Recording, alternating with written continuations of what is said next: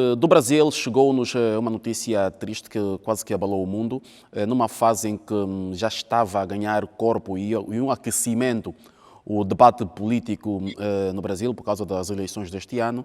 Surgiu então nas notícias o desaparecimento de um jornalista britânico que já vivia no Brasil há algum tempo, portanto Don Phillips, ele e um guia que é um ativista também da proteção da natureza, acabaram por algum tempo depois ser encontrados mortos, portanto com sinais de terem sido assassinados. Olha, David, nós estamos diante aí de mais um caso policial que foi alçado à condição de interesse internacional. Nada pode normalizar a perda de vidas. Isso temos sido unânimes aqui nas nossas discussões no painel.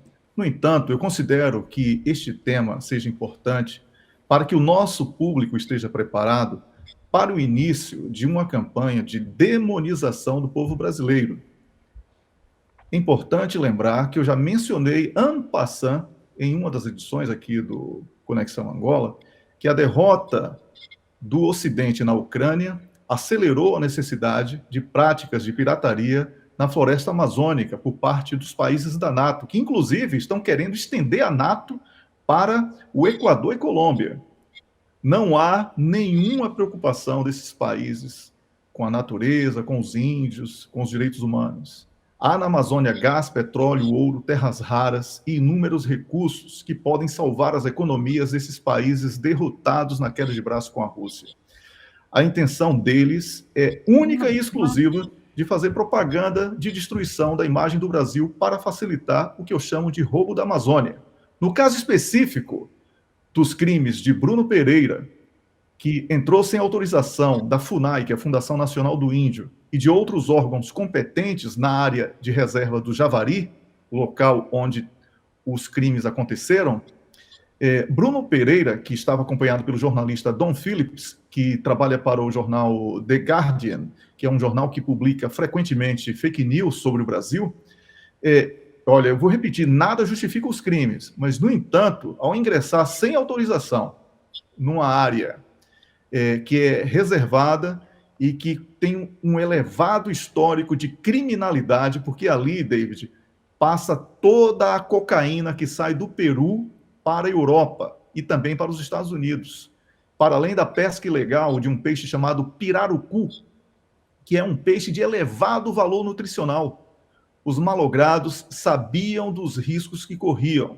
Dom e Bruno foram assassinados não por garimpeiros, nem por madeireiros, nem por desmatadores, nem pela polícia que muitos dizem que é extremamente cruel. Não, não foi isso. Eles foram assassinados a mando de um narcotraficante peruano chamado Rubens Vidia Coelho, que também é conhecido como Colômbia. Aparentemente, a presença do jornalista e do indigenista prejudicava o transporte de cocaína na rota entre Peru e Brasil, e esse teria sido o motivo do crime. Eu trabalhei em Angola no período da guerra, David. Nunca deixei de seguir as recomendações de segurança das autoridades competentes. Por isso, estou aqui vivo. Obviamente que eu lamento com sinceridade essas mortes, porque nada justifica assassinatos, nada. Isso afasta o ser humano da condição de racional.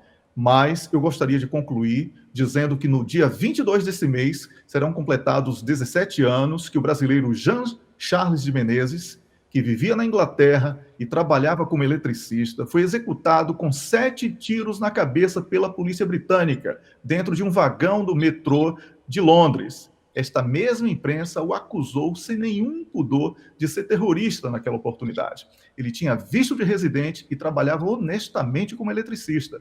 Até hoje, a justiça não foi feita e o governo do Reino Unido não puniu os responsáveis. Isso não reduz a minha empatia em relação aos crimes do britânico Don Phillips e do indigenista brasileiro licenciado Bruno Pereira, que trabalhava para uma ONG norte-americana lá na floresta amazônica e que entraram numa área perigosa e sem autorização. Mas revela que este é mais um caso de empatia seletiva utilizado para estigmatizar o povo. O meu repúdio à russofobia também será manifestado, neste caso, que está sendo formada aí uma brazucofobia, que tem como objetivo final o roubo das riquezas de um país pacífico, que é o Brasil, que sempre respeitou os outros países e no qual eu nasci e tenho orgulho disso. Obrigado, Wellington. De facto, uma situação lamentável.